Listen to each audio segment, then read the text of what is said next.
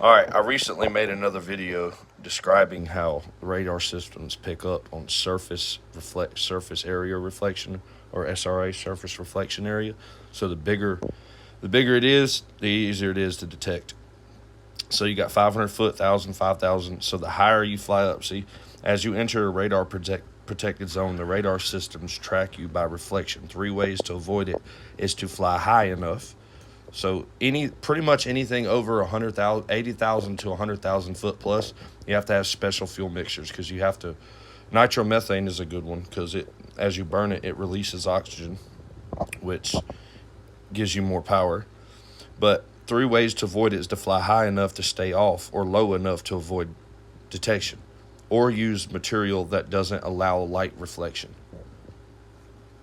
Now, surface reflection area, this is very important because whenever you're flying in stealth craft or stealth bombers high enough and you need to to lower your altitude, see, you got to understand that when your hand is flat like this, a lot more light reflects off of it than if you were to just nose dive straight down. It's like trying to detect a needle versus a book.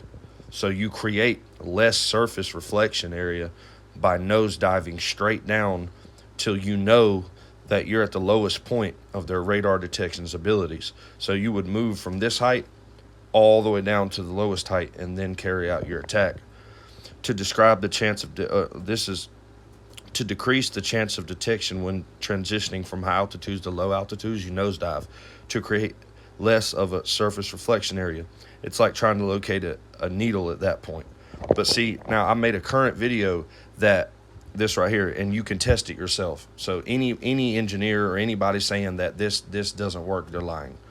You can test it yourself at home.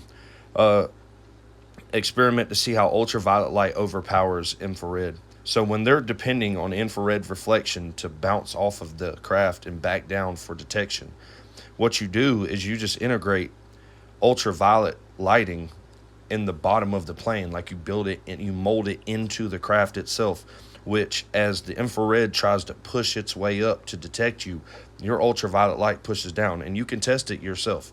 Any engineer out there in the world can test this right now. Go get a infrared system and place it at the bottom of your garage or floor or whatever, and you take an ultraviolet light and put them at the top, and you cut them on at the same time, and use a spectrometer to monitor the light, and you can see that the ultraviolet will not allow the infrared to even leave